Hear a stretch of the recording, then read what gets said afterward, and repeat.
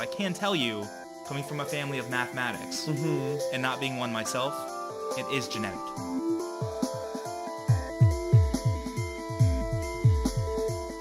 Welcome to Things We Talk About, a podcast that's about having conversations that matter. I'm your host, Randall Thomas, and with me, as always by my side, my dear friend, wait.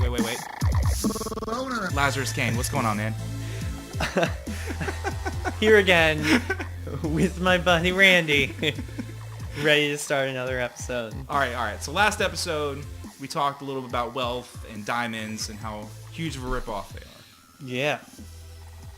I want to talk to you a little about diamonds. Now, I didn't get to say it last time because it didn't come up, but how do you feel, not to spend too much time on this, but how do you feel it would impact the wedding industry, including diamond sales, if all diamonds were released and everyone, like the value of diamonds plummeted? Diamonds would be worthless. So jewelry stores, like the jewelry industry would, I think, all but vanish overnight. But do you think people would still want diamonds on their wedding rings for nostalgia purposes? No, I think that existing rings might be passed down as heirlooms and things like that, but I don't think that people would buy new ones. And what would they replace it with? Some other expensive metal? I don't know. Like, what's another expensive metal? Platinum. Platinum. Yeah. So the issue is not the metal. There's like gold. You know what I mean? Like you could still have a gold ring or something. Yeah, like I mean, that. I It's had a just gold what ring, are you setting in right? Right. So there's like sapphires and rubies and emeralds and things like that. Which are sometimes found in wedding rings anyway. Right. Well, this episode we're going to be talking a little bit about fame. Yeah. Now, what angle are you coming at me today? Well, so I think as will probably become a pattern, what do you think fame is? Fame is someone who has done or maybe not done so much, but people talk about to the point where their status becomes uplifted and they're no longer looked at the same way as the rest of us. Okay. So celebrity. Because you can have a local celebrity. Mm-hmm. Let's say a kid from your elementary school goes on as an adult and plays in a major league baseball team. Nobody really gives a shit, but he still becomes like a local celebrity. Right. And then even while you're in school, you can have the people who excel athletically who become like high school celebrities because they're looked at differently and they're treated differently. Sure. Yeah. But before we start, I want to do a little quiz with you. Oh, God. From 17.com called... It's called, okay. How Famous Will You Be? Oh. So let me go past all these advertisements. Understand that this will also have an impact on you, so I hope I score well. Yeah.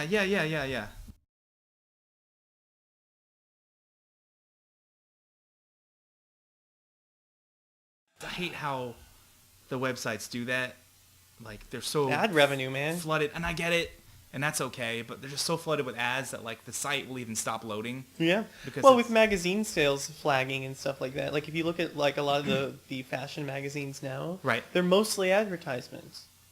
That's all I use them for, anyways. Pre-internet. Yeah. So it's the same thing. Okay. Question 1: You're going to a red carpet event, and you have any celeb as your date. Who would you choose? Zac Efron, because he's a Hollywood classic. Is he? Nick Jonas, because he seems like he'd be nice in such a chaotic setting. Or Taylor Lautner, because he's the hottest thing right now and everybody would be jealous. I'm going to say B. Nick Jonas. Nick Jonas. Why Nick Jonas? Because he looks really good in a pair of sweatpants. Not that he'll be wearing those. No, he won't. But maybe the morning after. You might be able to talk him into it. To be honest, he seems like he's pretty naive. What color dress would you want to wear to prom? Okay. Red, it's sexy and you will totally stand out. Gold, it's glamorous and you feel confident in it. Or black, because everybody looks good in that color. I think I'm going to go with red. Red. All right, let's go with A. If you were cast in High School Musical, who would you want to play? Did you ever see that? No, I did not. Okay, so I gotta fake this one. Okay. Kelsey, you would identify with her shyness, but love how she rocks it on the piano. Okay. Gabriella, you love the song she sings, and you know she can hit every single high note. Or Sharpay, she's the life of the movie and has the most glittery costumes. I think I'm gonna go with C. C, the life of the party is almost always a win. In your yearbook, you were voted most outgoing. You put yourself out there to get attention any way you can. Sweetest. Oh my. Sweetest. You're nice to everyone and would never hurt anyone on purpose. Or most talented. You're always the lead in the school play, but you're still very humble. I'm gonna go with C. C, the humble brag. Humble brag. A local news crew comes to your school to do a report. What do you do when you see the camera? A, scream and act as dramatic as possible so you'll get on TV. B, calmly tell the reporter your opinion. Pose is the key. Poise? Whatever. Yeah. Is there an I? There's an I. Poise is the key. Or C, tell the cameraman where to go over some great footage. Oh. You're going to scream to get on TV. You're going to calmly tell him your opinion because pose is the key. Poise is key. And tell the cameraman where to go to get some great footage. I think I'm gonna go with B. B. That's what I immediately thought of when I saw that, because you do a lot of poses. On Friday, Only for you. On Friday night, you decide to go to a party. You've got a killer dress you want to show off. B. Curl up with a good book. It's been a busy week and you need some me time. Or C. Go to dinner and a movie with some friends, then practice the cool dance moves that were in the flick. That's a good question. A or C. Definitely A or C. Definitely A or C. Probably C. C? You don't think you're going to curl up to a good book and have some me time? Maybe before I went to the movie. Okay. But so Fridays are usually my I'm gonna unwind night, and then Saturday or Sunday or whatever our book nights. Okay. And also Monday through Thursday. So. All right, so let's go with C then. Which singer do you admire the most? Taylor Swift. She still acts like a normal girl and still has just as much fun. B, Lady Gaga. She takes performance art to the extreme and she's always ready for the cameras to be on her. Or C, Beyonce. She totally rocks it on stage, but off stage, she's a mystery. I'm going to go with Gaga. Yeah, I would think so too. So good in American Horror Story. So good. Yeah, I watched... No, I didn't watch any of that. I was thinking of Scream Queens. No. I didn't watch. Should have a watch party. It'd be great. Aw. Your go-to outfit for parties is a printed top, leggings, flats, and a leather jacket, so you look ready to party but still classic. B, an American Apparel tee, jeans, and high tops, so you're comfy but still cute. Or C, a pink sparkly dress, strappy heels, and lots of accessories so you stand out. I'm going to go with the classic look. The classic look. All right. Your favorite movie is Fame. Nah. You love it. You love the showiness of it all. Twilight. You appreciate the great storyline, acting, and success of the movie. Or C, Hannah Montana the movie. You love how Hannah learns to balance her fame and normal life. That would be mine. Oh. What would be yours? I'm going to go with Fame. Fame? What is Fame?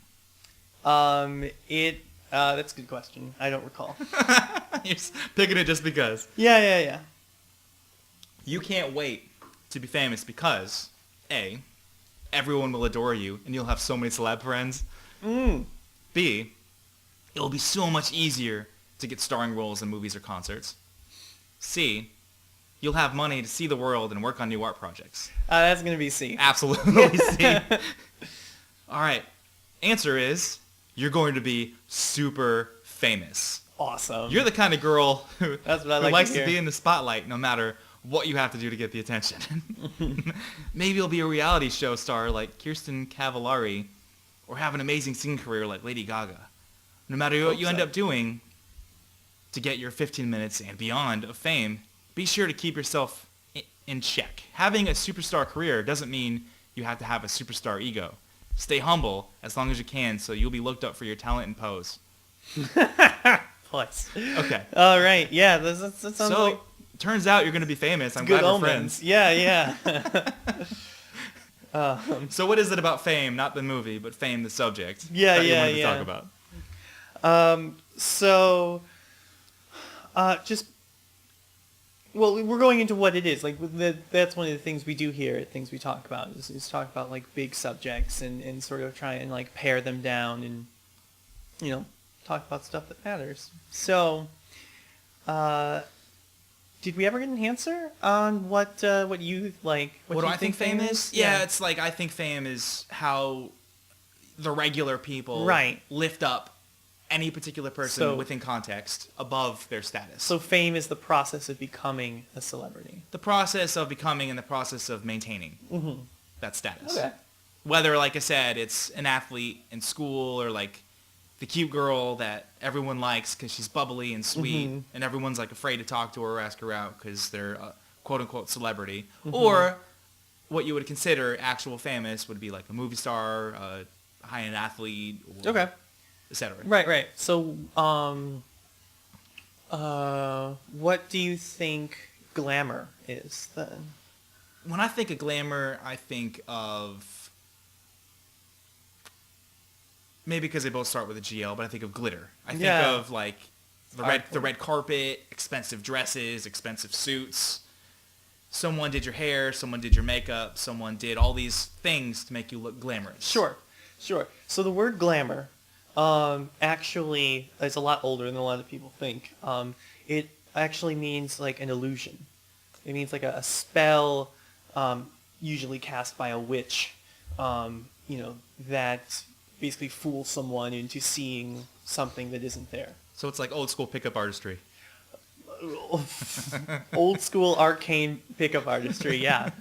So although pickup artistry actually wouldn't be a bad example. Right. You're fooling someone into thinking that you're better than you are. Right, exactly. And so I think that is a lot of what you're talking about fame, because it's the things that you do to seem larger than life. Dude, I had a high school teacher who used to tell the girls in high school that every time they put up makeup, they're lying to themselves. Ooh. And they're lying to other people. Rough. That's very rough, and obviously he doesn't teach there anymore. He ended up sleeping with one of the students. Ah, But, and she was 18, so it wasn't like illegal, but he still lost his teaching license. naturally. Right. And I think he was like 31, which, wow. I thought he was so old when I was in high school. But, yeah, I remember him saying that. And I just looked around the classroom at all the faces of all the teenage girls, and they were like devastated that he would say that. But there's truth to that. Because you're changing something that is, and you're making it better than it actually is. I mean, how do you feel about dyeing hair? Oh, I don't care about any of it. I mean, how do I feel about it? I mean, it's not your natural hair color. Sure. But I don't care. I don't think if it any- makes you look better, I don't care. So I think that when we think of dyeing in this context, coming from that subject to this subject, I think that dyeing hair, we think of like bright red or blue or something like that. And that's very obvious. Whereas the equivalent for dyeing hair would be a very natural shade, like auburn or a subtle red or something like that. Right. I mean, I have very dark hair, and I've dyed my hair black before. Yeah, and it's exactly. almost the same color. Exactly, and so I think that it is fair to say that everyone knows that makeup is a thing. Yeah. And that women often wear makeup. It's part of our culture. Yeah, exactly, Right. exactly. And so, I dare to say the same thing with dyeing hair. well, no. So the idea is that no one is shocked or offended or would say you're lying to yourself, about dyeing hair. So Right. why makeup if they sort of occupy the same sort I of think space? the teacher was doing it for shock factor. Yeah. Maybe he feels that way, maybe he doesn't. I don't know. It was a very, very long time He may ago. have also been a jerk. A little bit, but we played video games together, so it was... It was K. It made it K. Yeah.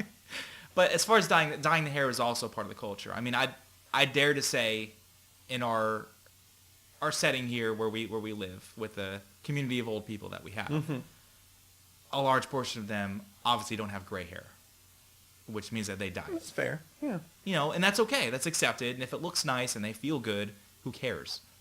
Honestly, even if it doesn't look nice, if it makes you feel better as a person, as an old lady, then dye away. Well, I mean, as someone who's had... It's a double entendre. Oh, no. So, as someone who's had 3 or 4 different hair colors in the last 5 or 6 months. Right. I Like- commented on every time. Yeah. Yeah. So I just, whatever. It's not a big deal for me. Right. Well, again, I don't think it's a big deal, period. Mm-hmm. But is it... I guess, but you're not parading it around, is it what it actually is? Do you think anyone who wears makeup is parading it around? I think sometimes that happens. I think some people feel beautiful when they put on makeup, but exteriorly, because I personally, I don't think makeup's that attractive. Like, a little bit's fine, but I don't like a lot of makeup. And that's my personal preference. I'm aware that that's my personal preference. It's an opinion. It's definitely not a fact. Well, I don't think anyone is like, man, I love a chick with a lot of makeup. You know what I mean? Like... Yeah, true. And not that a lot of makeup is inherently bad, just like I think that there are people who say, like, I don't like a lot of makeup, but I don't think the reverse exists. True. And that sounded like what your statement was predicated on. Sort of. I mean, to say that just because one side of it is an argument and the other side is not, does not invalidate the argument. Absolutely. With makeup, with dyeing of the hair, it's... I wouldn't necessarily call that glamour, but you said glamour means... Yeah, it's an illusion. Yeah, absolutely. And so that's why you have, like, magazines, the magazine called Glamour and stuff like that, the movie stars. And today it's huge when you have people whose only job is to spend 8 hours worth of photoshopping, a headshot or whatever. And it makes such a difference, too. Oh, yeah. Yeah, no, it's completely different. Have you ever seen the process? Like the fast forwarded process of one something being image to the other? photoshopped? Never. It's amazing. It's an art form. Yeah.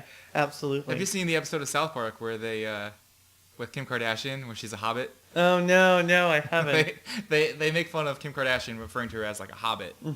Because she's quote unquote beautiful, but she looks like a hobbit in real life. She just gets photoshopped. Oh, okay. Yeah, and then there's this dumpy girl at the school that likes this other boy that doesn't like her until she photoshops herself online. And then he walks around with a picture of her on his phone in front of her and holds her hand and looks at the picture instead of looking at what she actually is. Which Well, so actually that's super relevant though, because there's a lot of additional issues that show up with that level of photoshoppery. For example, there's this like time lapse series of photos of Jennifer, what's her name? J-Law. Jennifer Lopez? No. Katniss. Oh, okay. Jennifer Lawrence. Yeah. Okay. Yeah, J-Law. Is that her nickname? My girl J-Law. Yeah. Okay. Yeah. I want to be her best friend. She doesn't know that yet. But anyway, this time lapse of them photoshopping an image of like full like body image, and it's just they thin her up, like stuff like that. Like she's like that's they do some things to her that are totally not her aesthetic and like are unnecessary, and it's kind of shitty because people like her because she's the quote unquote America's sweetheart, exactly. because she's a normal looking woman. Mm-hmm. She's not like average is the word you're looking for. Is it average? Average. I feel like it's like judgmental when I say average because I think she's pretty. The reverse is true. It's judgmental if you say normal because anyone else is not normal. That's so stupid. Okay, so but yeah. Let's say she's average, to be pedantic. So she's average. I think that's what people liked about her, is that she's not this movie star that's like drop dead gorgeous and only gets roles because she's hot. She's a an average person. Yeah. Girl next door. Superstar roles. Yeah, and she plays in movies and does a great job. I think everyone was like rooting for her. She has like this wholesome. Yeah, like Taylor Swift allure. used to have. Yeah. Well, Taylor Swift has deliberately stepped away from that. Yeah, because she makes a lot more money now than she ever did, and she's way more famous. But Yeah. before, she was just like she's pretty, but she's like an average. Exactly. She had to grow up, is what happened. Is that what happened? Yeah. It's like Miley Cyrus had to become something else because she would never have been taken seriously as a woman. Dude. But she did not. let me tell you something about that. The day she did, and I hate talking about celebrities, and we'll move past this in a second. But You're going to love this episode. oh, fuck, man. So the day she did that, we had it on the television, and I said to my wife, I said, I guarantee this is going to blow her career wide open, and everyone's going to shit on her for like a year. Everyone's going to forget, and she's going to become the superstar that she wants to be. It's like, because right now, she's still that Disney princess that everyone like ignores. It's like, this is going to... Everyone's going to talk about this tomorrow. Everyone's going to make mention of this for a very long time. Sure shit, I was right. Yeah, absolutely. Yeah, it was a huge, very good, as gross as it was to watch that. Yeah. It was a very good business decision. Yeah, it's all marketing. Yeah, absolutely. No, she did what she needed to do, and, damn if it didn't pay dividends. Yeah, big time. Yeah. With fame, though, there and glamour and stuff like that, especially with glamour, I think that there are sort of like legends that spring up around them, and like lore almost, that spring up. And one of those is actually the 27 Club. 27 Club. Have you heard of this thing? I do know the 27 Club. It's all the people that died. Yeah. Age 27. So they're almost all of them are musicians. Yeah, I'm curious to see what your opinion on is. Now, you know me as just a natural skeptic, that when I hear something like that, I roll my eyes. Sure. And I think they probably did it intentionally, at least like the ones later in life, to be encapsulated in this famous club that only people who die at 27 get. That's my gut knee-jerk reaction when I hear that, is to think, well, of course they did it because they aren't happy, and why not kill yourself at 27 versus any other time in the future that it might happen, because at 27 you'll be encapsulated as a legend. Well, so the funny thing is that so the 27 Club actually stretches back to the late 1800s. Oh crap. Okay. Yeah. So it includes like early jazz singers, stuff like that. And it really there had been comments about it through the 1900s, but it's a very superstitious time. It didn't really take off, didn't really hit the public consciousness until Jimi Hendrix? Kurt Cobain. I thought it became popular with Jimi Hendrix. No, like people talked about it, but it wasn't like a household name. Kurt Cobain is super overrated anyways. Oh no. Don't say that. I'm going to say that. We need as much audience as we can get. I'm going to say it like this, and you can hate me for it, and you probably will. But you can love me, guys. Yeah, please. Me. Lazarus is amazing. So let me say this. Let me say, I'm not saying that he's not talented. I'm not saying that he didn't change the game, because he and a large number of other people were responsible for it. And yeah, he was popular before he died. But when he died, he became a legend. Oh, sure. And because of his death, he was resurrected into this superstar, game changer, best singer, best songwriter of the world. When before, yeah, he was good and people liked him, and yeah, he was changing the game, but he didn't get lifted up like that until he died. Do you think that's true of all legends? I have this thing. I don't know what to call it. Maybe there's an actual term for it, but I get really cynical when celebrities die. And Michael Jackson's a good example of that. When celebrities die, because people tend not to look, and even during like Ronald Reagan's death, people tend not to look at the negative and what they really were. They look how great this person is. Look how awesome they are. Look at all these good things that they did. Look at how incredible this person's life was. Sure. And they forget the fact that Ronald Reagan did a lot of horrible things. It implemented a lot of terrible policies. We'll go over that. We'll have, someday. Someday. Michael Jackson fucked little boys. Yeah. And everyone argued against it, and then they went to his house and they actually found stuff where proof that he did. No, so that's just sort of how to me things work. Kurt Cobain is like Windows 3.1. Where in 1992, super relevant, it was a game changer, it was the best thing I ever had at 6-7 years old. Sure. In 1992. And then Windows 95 came out, and it was way better than 3.1. Then 98 came out, and it was way better than 95. Sure. I don't use Windows 3.1 anymore. I've moved on because it's not as good as I remember it, and the only reason why I like it is nostalgia. because I'll argue with my friends, Windows 3.1 is the best operating system that ever existed. But truth is, like, it's comparative to what we have now. Nerd. Yeah. Compared to what I have now, it's horseshit.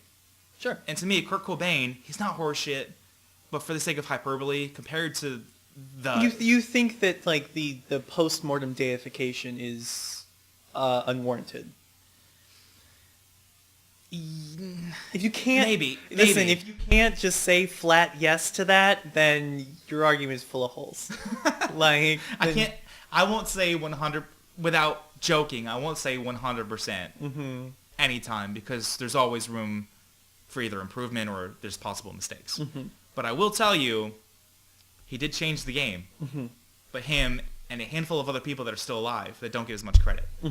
He got the credit because he died. Yeah. Yeah, well, I think that is a fair point. And I'm not a music scholar.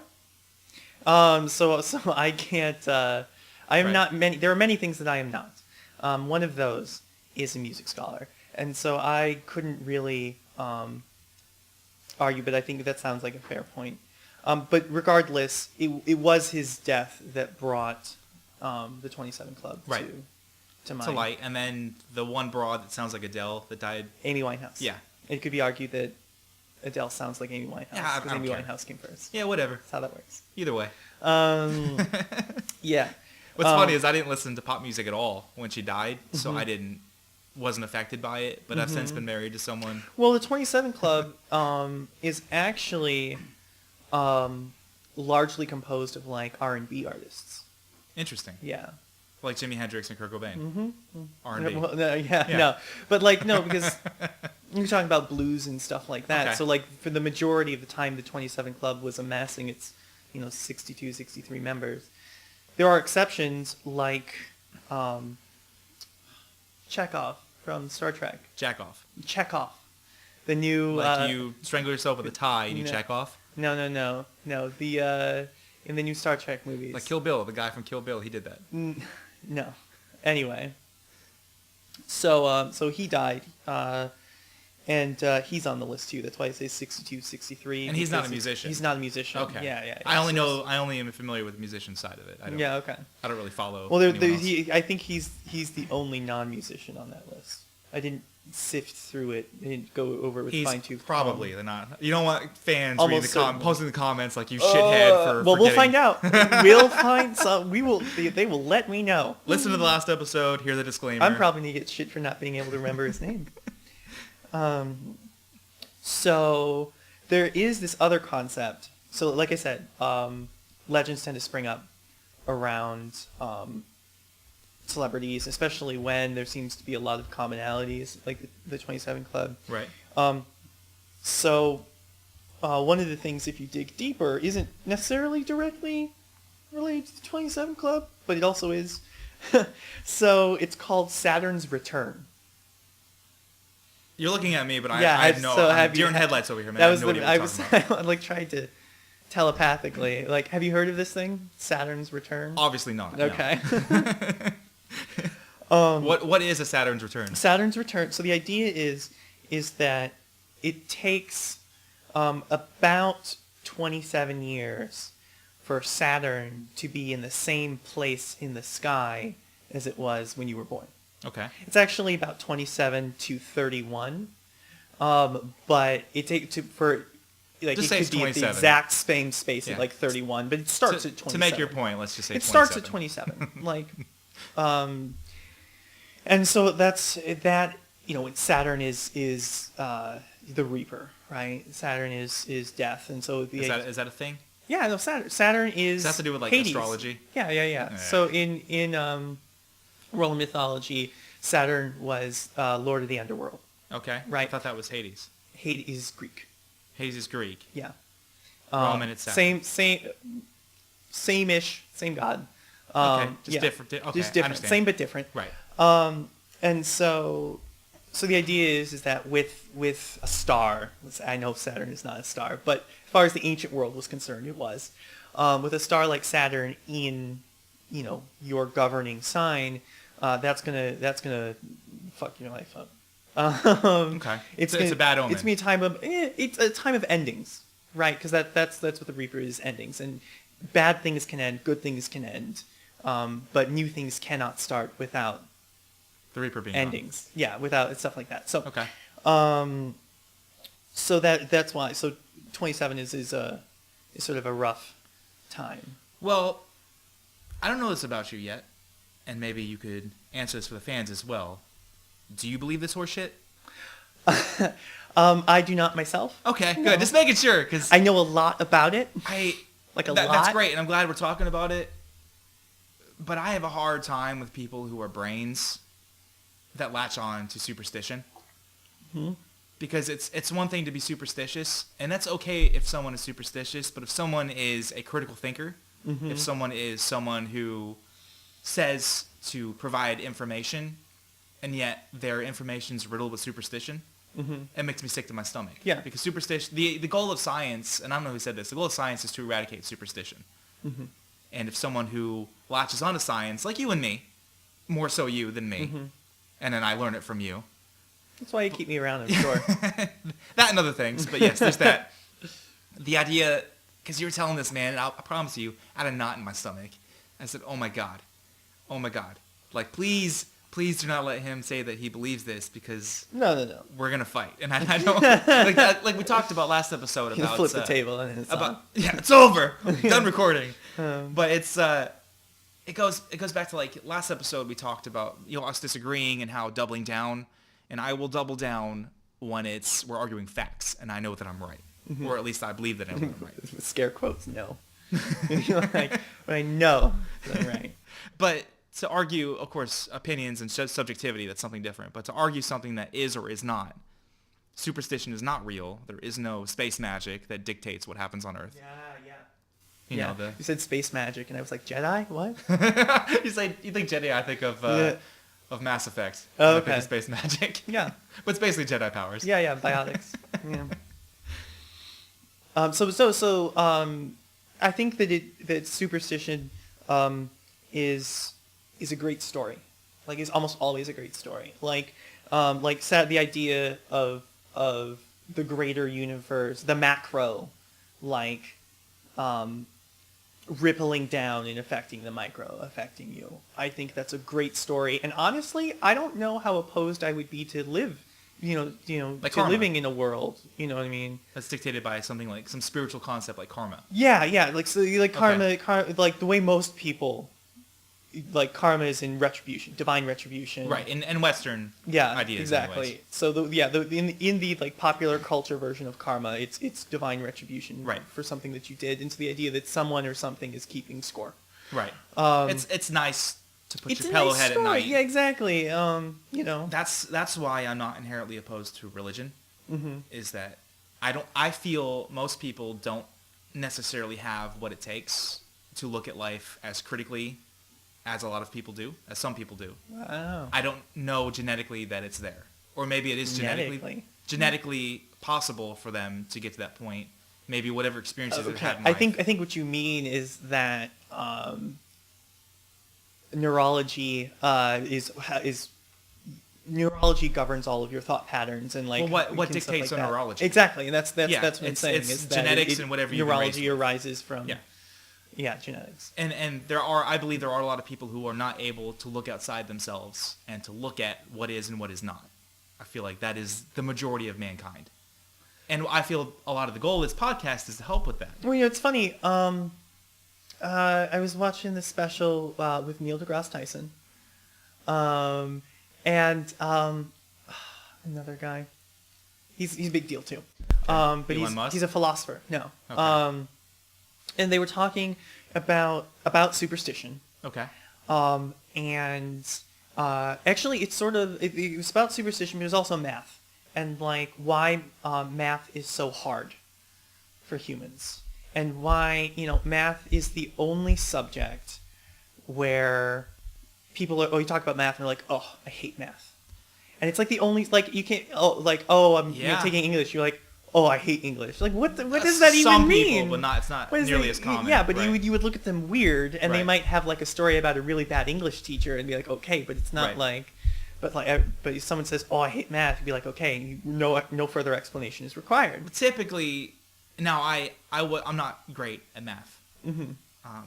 And I came from a family of people who are, and it was very difficult for me because I am not. Mm-hmm. I know that I'm not, but I also, despite not being very good at it and being frustrated with it as a kid and as a teenager, I understand its importance, Mm-hmm. and I leave that importance up to the people that are. But I Mm-hmm. will never shit on mathematics. Mm-hmm. It's one thing to not be good at something and to struggle with something. It's another thing to disregard what it's done and what it's doing. Oh yeah. And actually, like, that's one of the few things that I rage about Mm-hmm. and I rant about is people who, I don't like math. Well, fuck you, dude. Don't drive a car. Yeah. Okay? Well, don't go outside and look at the stars. Don't do anything in your life because everything that you're doing, this recording is done through mathematics. This society that we live in is done through mathematics. Your currency that you're spending money on, the money that you're making at your job is all fucking mathematics. And it's really frustrating to me when people say, oh, I don't like math. Yeah. Well, then sit at home and die. But even death can be formulated. Okay. Well, let's take a couple steps back. So when people say I don't like math, I don't think they're saying they don't think math should exist. But I do think that they don't generally realize how important math is. It's sort of like voting. You know, if most people knew for a second how powerful their singular vote was, Right. they'd be at the polls every single opportunity they got. Oh yeah. So Neil deGrasse Tyson, right? His special, and he was asking the philosopher, you know, like, what's the deal? Because you'd think that we would evolve brains that are built for mathematics, but everything that we've seen is that we did not. And that our brains are built to be irrational. Well, yeah, and math is not something that comes naturally to the human beast. I get that, because if you look at the progression of mankind since the primordial ooze, so to speak, it's survival of the fittest, not survival necessarily of the most intelligent. You need one person to be the most intelligent, and everyone else just does what they say. Yeah. You know, whether that person's creating a religion, whether that person's doing whatever, but that's the sign of an intelligent. Most people need to be the ones bashing rocks. You know what I mean? That's the progression of society up until division of labor. Yeah, and that to me is where that evolution of mind comes from. But I can tell you, coming from a family of mathematics and not being one myself, it is genetic. Well, certainly you could be better, but like, it doesn't come naturally the way, you know, throwing a javelin or something like that might, right? Yeah. Yes, someone has to teach you like what a javelin is and use it, but then you can pretty much just do it yourself and get better at it. Whereas math, it's mindless. Yeah, you're right. It's because our brains evolved to do that sort of thing. The menial task of working at a computer and being a code monkey versus thinking of new ideas. Right. Well, even like basically we have to teach our brains to do something that they did not evolve to do. And so why was that? Why didn't we evolve? Because it would seem to me, I think to most people, if you actually thought about it, that evolving a mind that was suited for mathematics would be extremely useful. You know what I mean? Because you could invent things like the pulley and the wheel and stuff like that thousands of years ahead of time. And the idea is that when you are living in the wild, not even caveman days, like before that, before anything that looks like human. Okay. And even then, when you get into the, you know, things that look like they're human, if like the trees rustle or something like that, if you hear it out of your head, if you take the time to look up and think, is that just the wind? Or like you sit there and have like this really like rational thought about it, you could be dead. This must be... It's a jaguar. Like it's going to break your Yeah. neck or something like that. Right. You know, saber-toothed tiger's going to drop down, it's going to break your neck. You know, and so that's the thing. And so that's why our brains evolved to take seemingly disparate things and then write these stories. Yeah, and then write these stories for them. So that's why superstition, I think, remains so strong, like this intractable part of every society, because our brain's just doing what we built it to. Right, and that's in Western culture and a lot of the United States. That's why there are so many. Like they say, it's a factory. Mm-hmm. You put your kid in public education or whatever education you want. They grow up. They become computer science majors. They get put into a programming farm, and then that's their life. And that's the way the system is built. It's the way it's always been. Yeah, so don't be surprised when that happens. Yeah. So having said all that, do you know you have more than one Saturn's return? Well, if it's every 27 years. So yeah. So and if I live to be 54, so then it's like it's 56 to 60, 84 to 90, and then if you're really lucky, 114 to 118. Well, lucky is a stretch. If you're that old, then I don't know. I don't know. Hopefully you're healthy. I don't know how many like upheavals you can handle at that age. Oh my God, I think I told you this story before, but I had this one guy at the bank who was 100 and he was 100 years old, and he would come in to my office and drool on my desk. Okay. And I think he's nice because he liked me, but he really was patronizing to the women that worked there and didn't like black people. He's from 100 years ago. Yeah, exactly. It was a different time. He's I never relic. faulted him for it, and I had to explain to like a black female worker that I worked with, it's like, listen, he's a dinosaur. Mm-hmm. People like him are mostly dead. Are mostly dead in the United States. There are people like him that still exist, but they're rare. Mm-hmm. Like they're not as common as you would think. And I apologize for the stuff that he says to you. Mm-hmm. Let me try to sell him something. So I'm gonna go get some money out of him. So I didn't, honestly, but I did like working with him, and he would wait for me for an hour and a half, like sit in the lobby. Wow. He wouldn't make appointments for some reason, but he would sit in the lobby and wait for me, and he'd come in and just wanted me to like transfer money between his accounts. And he's one of the guys that took his son off the account because his son was like 78 and spending his dad's money. Because he's like, Dad, you're 100 years old. What the fuck do you need this money for? And he was like, I'm tired of waiting for my inheritance. You're 78. What do you need this money for? Mm-hmm. Pretty much, something like that. Yeah. But I remember watching him because he had this walker and he would shake. Mm-hmm. I remember, only in Florida, but he'd walk out to his car, pop the trunk, put his walker in it, get inside and drive away. Mm-hmm. And this is this man who couldn't keep himself from drooling that's driving a car. It's a different skill set, I think. It is. And he was definitely cognitively, like his brain was still there. Otherwise, I don't think he would have been able to be so racist. But it was definitely an eye-opener for me because I remember thinking before that point, like, I don't want to be that old. Like, I'd rather die than be 100 years old. But I don't know if he's still alive. This was a few years ago. And I remember his 101st birthday. Like, I got him some balloons and like a card and like credited his account like $36 or something. Science. So, yeah, just trying to make him happy. Yeah. Because your family might be stealing your money, but I want to give you money. Yeah. But it was $36 whole dollars. $36. They might still be a lot to him. He might still be operating on. He definitely had some surplus. But it was definitely interesting, and it was like I said, a mind changer for me to someone that's that old. Right. Instead of me immediately going like, "Why the hell are you still alive? Take some morphine and just go." Oh wow. Like your time is up. Yeah. You had your chance 30 years ago. Okay, bye. There's a slew of episodes we could do in that story. There's actually been some statistical analysis done on deaths of musicians. But 1 second. Okay. We'll go back to that in a minute. Let's talk about our Patreon. Hey, Lazarus. Hey, Randy. Is everything done with our Patreon page? Yeah, I finished it this morning. Great, take it away, Mr. Announcer Guy. Wait, what? Do you like the things we talk about? Do you crave Lazarus's witty insights and Randy's dulcet tones? Did you know that TWTA produces additional content besides the weekly episodes, like bonus content, update letters, and personal thank you notes?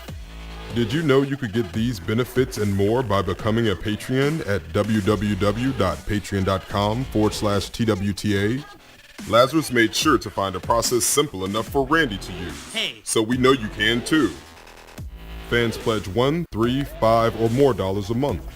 The amount you choose will determine your Patreon tier, which will determine what sweet, tier-exclusive benefits you'll receive. Together, these patron pledges not only allow you, the fans, to increase your participation, but also give Lazarus and Randy increased ability to create more and better content.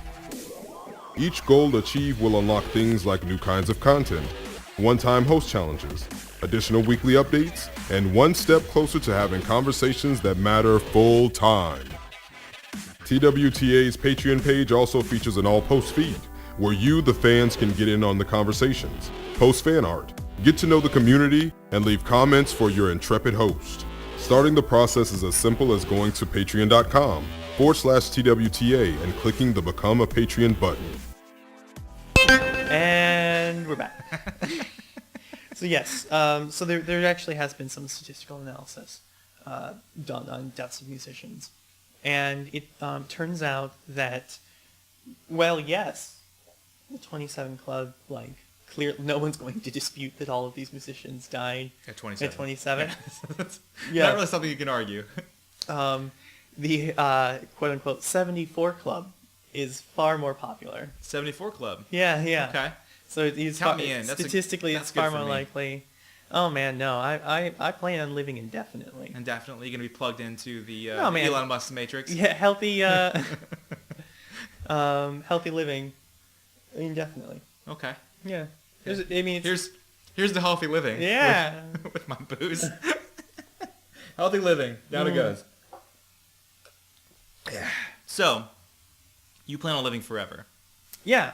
What's your plan? Well, I like to say indefinitely because I feel that's a fair hedge. Because what even does forever mean?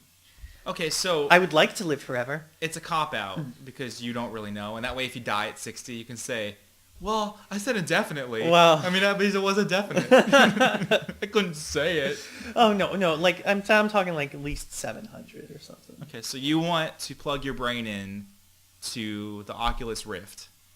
Yeah, I'd be happy living in a body, if not, this thing that I've got, this meat prison. But what if it's like just a program that goes through this world and you can interact with things? I mean, like an action-adventure game. I mean, that sounds really awesome. I'm how confused. about a point-and-click adventure game? Where it's really boring and kind of slow, but sort of fun. Yeah. You don't really know.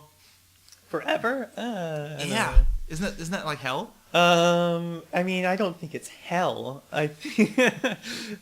Or maybe I'm just more imaginative when it comes to what hell could be. Well, probably. Yeah. Imagination's not my strong suit. So what is a hell to you?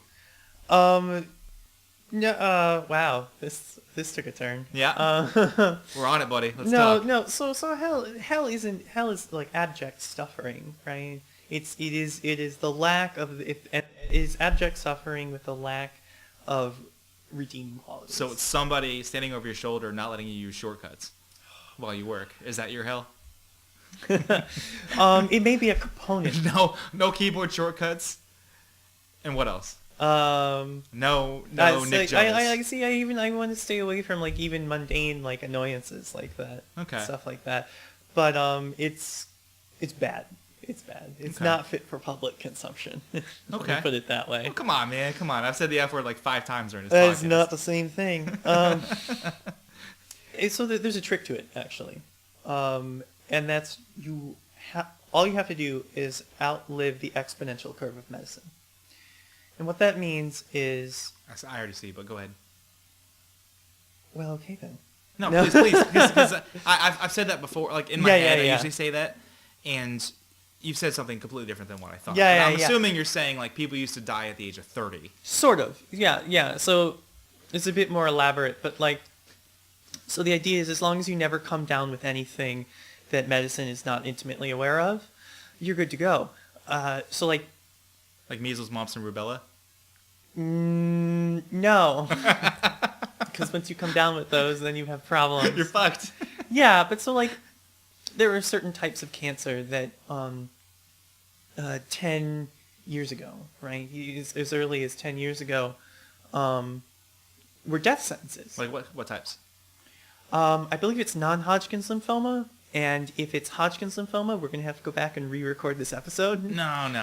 Because my credibility will be shot. No, it's you. I asked you just this portion. I legitimately asked you an off-the-cuff question. To test your knowledge. We've the thing is we've got this nice cut way. You just cut me right back in after the question. It'd be great. But I believe it's non-Hodgkin's lymphoma. Okay. Well, I'll tell you what. What I'll do is I'll take out the non part.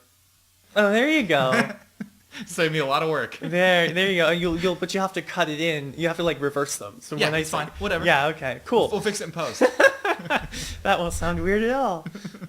So anyway, that it was a death sentence, but now it's like the most researched cancer there is. And so if you had to get a cancer, you'd want it to be that one. That one, not skin cancer. Because I feel like everyone survives skin cancer. So the issue with skin cancer is not necessarily this. I mean, I'm not a doctor, but I imagine that the issue with skin cancer is not necessarily the cancer itself, but its potential to metastasize, which is to say you start with skin cancer and get liver cancer. Okay, so it spreads. Yeah, exactly. Okay. Yeah, and so that is danger with all cancers. Yeah. But if you don't get it early enough, it'll spread to something else. yeah, exactly. But with non-Hodgkin's lymphoma, so there's like stage 1, 2, 3, and 4. Okay. And how that is determined depends on the cancer.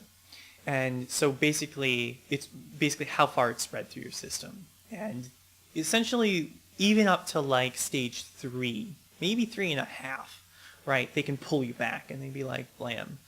Like, you're okay. You're going to go through sort of chemo and radiation, and it's not going to be fun, but, you probably won't be dead. Okay. Which is a lot more than you get with some cancers. Well, let me ask you a question. Mm-hmm. Would you rather be famous and die at 50, or live your life behind a computer, plugging away, and live to be 100 years old? That's a good question. Yeah. I have my answer. You're like, I know. That's why I asked it. I think that depends on like what I'm famous for, and what I'm doing while I'm plugging away. Because I'm plugging away at a computer solving cystic fibrosis. Okay. Or something like that. Let me be more specific because you have that kind of mind. For better or for worse. Let's say you become famous, a famous podcaster who then later has a YouTube channel. Oh. And you die at 50, or you work the kind of job that you're working now. You make better money. You have a decent life. Which would you rather have? I think that I would opt for the longer life. You think so? Because I think that I could do more good for the world with the longer life. So your reason for wanting to live indefinitely is for the benefit of mankind. Yes. I just happen to benefit by living forever. Also. I was going to say, because I would choose the same thing, but not because of anybody else, because I just don't want to die. Yeah. Yeah. I want to be able to see my great-great-great-grandkids. Right? That's my plan. Yeah, exactly. Yeah, no, totally. Since teenage pregnancy is supposedly a genetic thing, I think I might be luck. Like people who have come from young pregnancies tend to have kids who have young pregnancies. Statistically, I would have to take a look at those studies. I've been told that. Yeah. So that is certainly correlation. Absolutely. A lot of variables that go into that. Yeah, exactly. Though. So I don't know if it's causation. Is it income? Is it education? Right. I would all day say that it's more environmental than genetic. Right. Right, because... Well, what if I trade my daughter for, going back to the last episode, for a couple of cattle and some chickens at, age 13 when she becomes a woman? Well, that would be actually that would be super beneficial. Yeah, it's great. If your daughter was awesome. more fertile. So in that part can be genetic as to what age reproduction is possible. Okay. Right, and so if over the millennia your family line has always had children young, which is a good thing because Not you my had family. That one's family. It's her fault that she got pregnant. Oh, okay. Yeah, you had no part in it. And even 18 isn't young, You kidding me? Well, given the millennia, like the scope that we're talking about, long term contextually. Right. Right. People talk about having 6, 10, 14 kids, stuff like that. Do you remember the movie Airplane? Yes. Came out in the 80s. Yeah. 80s wasn't. It was long ago, but it wasn't that long ago. I was there for it. Yeah. There's this. Yeah, me too. There's a scene. Ever so briefly. there's a scene where this woman gets told that she's never going to get married by the time she's like 25 or something along those lines. Yeah. And then she cries. You don't get married by the time you're never going to be married. Yeah. Yeah, and then she cries. Mm-hmm. And I don't think that joke would make sense No. in 2017. No, and it's because, these kids today, who are no longer kids, Right. but certainly young adults, today, aren't getting married. Right. I don't think we see the need. Isn't it funny? I guess it's not funny, but to me Not funny, haha, but it's funny to me, yeah. which can say a number of things. Mm-hmm. But the fact that gay marriage finally became legal around the time that marriage became obsolete. It's like you get it, but nobody does it anymore. That I think that's interesting. I would say This is no longer important. that LGBT folks get married faster than straight folks do. In my experience, they tend to put the pedal to the metal For me, it was 8 with months. relationships. Well, yes. So maybe I'm part of the LGBT community. No. You just needed to learn to use protection. Well, no. In the words of George Carlin, George Carlin, God, making fun of the way I talk. George Carlin, never pull out. Oh, okay. Never pull out. Pulling out is unmanly. We don't do it in war. That's why we're still in the Middle East. Never pull out. Yeah.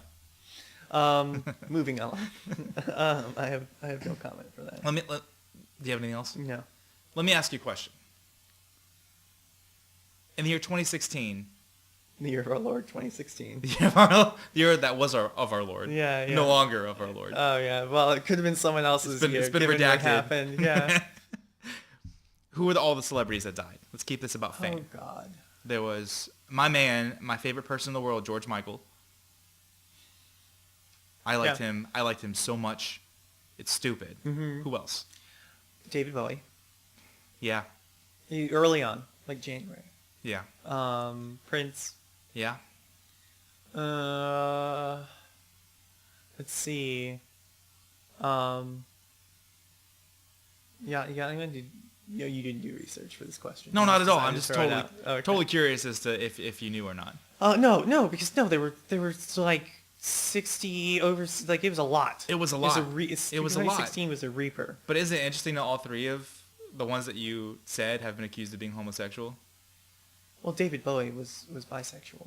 Well, have been accused of not being the average. Yeah. Oh yeah. No. Yeah. And they were and they were all musicians too. Because there's Carrie Fisher too. Oh yeah. Yeah. Let's not forget about her. Oh yeah. That's still. It's still funny. Like fresh. everyone. I blacked that out. Everyone feels sorry for George Michael, and they should.